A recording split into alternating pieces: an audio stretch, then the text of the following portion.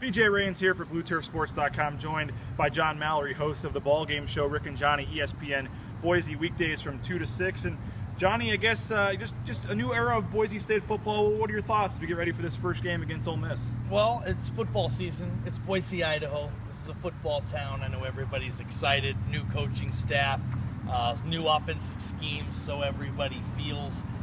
It's just that time of year. And you know the cool thing about Boise State, when you open up the season, more likely than not, you're going to open up against a big opponent at a big stage, and that's what we have this year once again. And obviously you guys will have a big pregame show on Thursday to preview this game, 96.5 FM, 7:30 a.m., also online at ESPNBoise.com. What's going to be the key in this game for Boise State? I think weathering the early storm. I mean, this is an SEC team.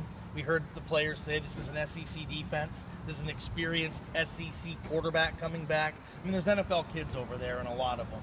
Treadwell, that wide receiver, one of the best in the country, had a sensational freshman season. Hugh Freeze has just done a great job with that Ole Miss program in a short period of time, too. I don't think a lot of people are giving him that much credit. Ole Miss was down in the dumps before Hugh Freeze took that gig.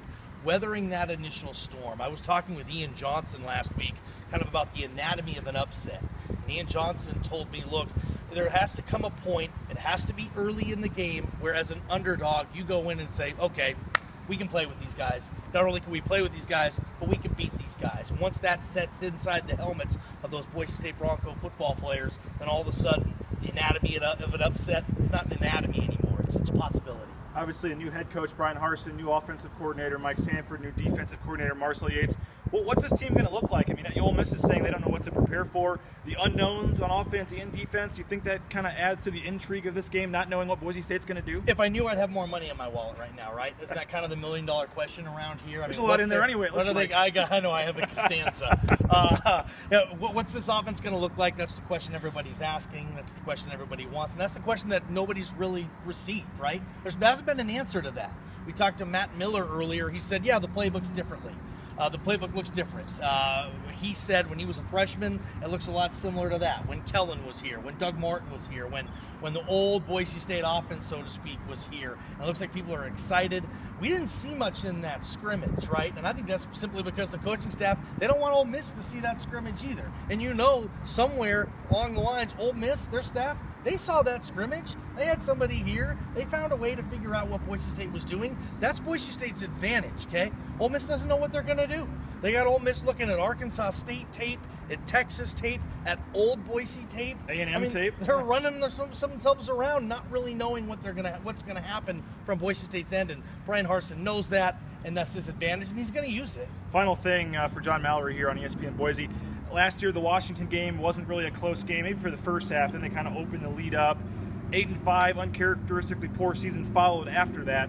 You know, you don't have to give us a score prediction if you don't want to, but how do you see this game playing out? Do you see Boise State being able to hang with Ole Miss? You know, you have to admit that Boise State, they always seem to play well on these stages. I mean, I know the last 2 years they haven't won this game.